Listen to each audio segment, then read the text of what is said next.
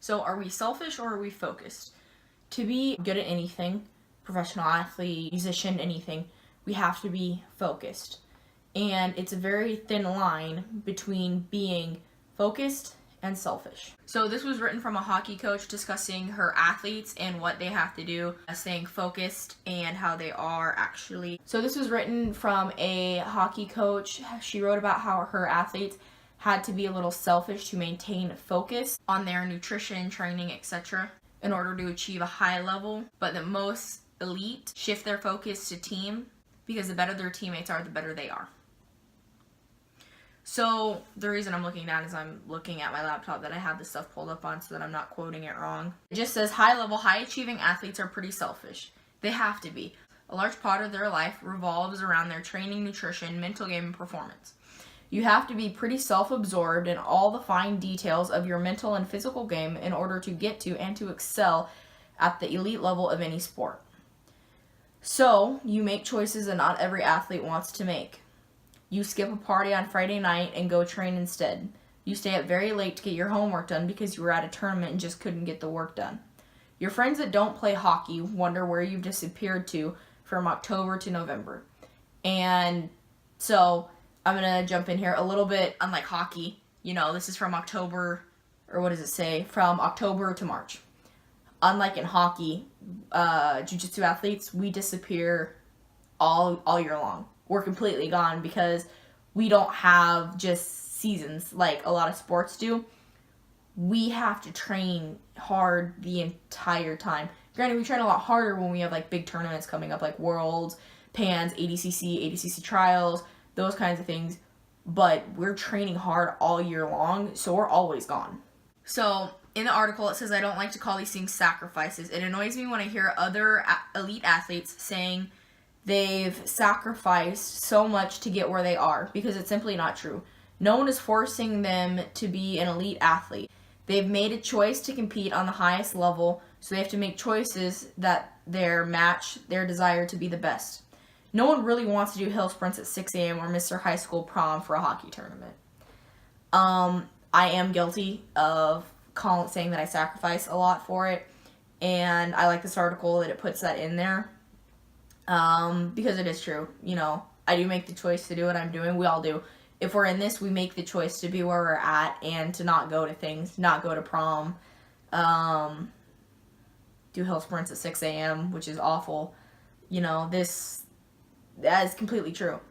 Missing stuff is definitely worth the payoff because it's what we choose to do, It's most definitely worth it.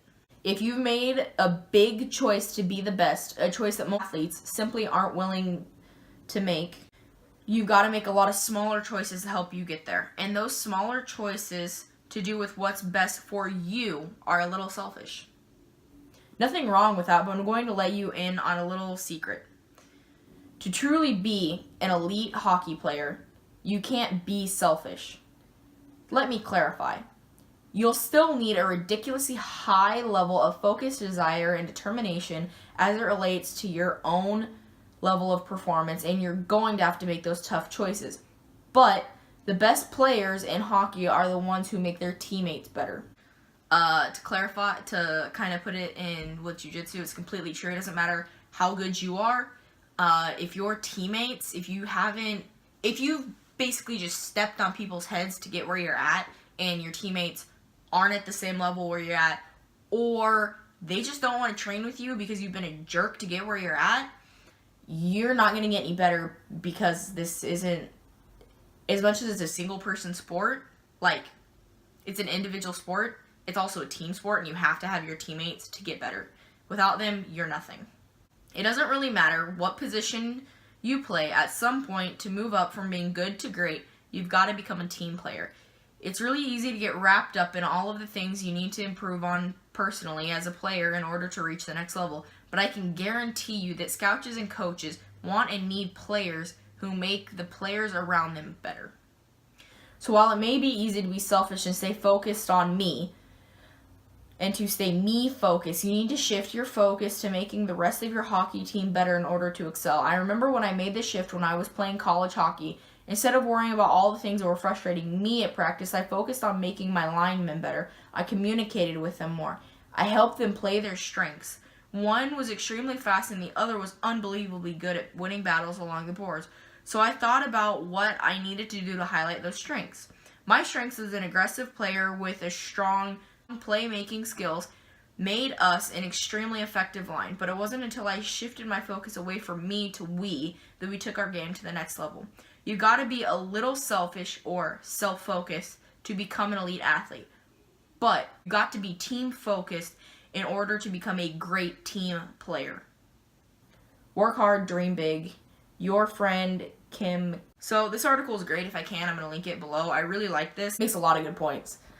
There it is, a little bit. We do need to be self-focused and a little selfish to get where we're at, but you have to think about your teammates as well. You have to bring them up as well. You can't just only think about yourself. If people don't want to train with you anymore, what are you going to do?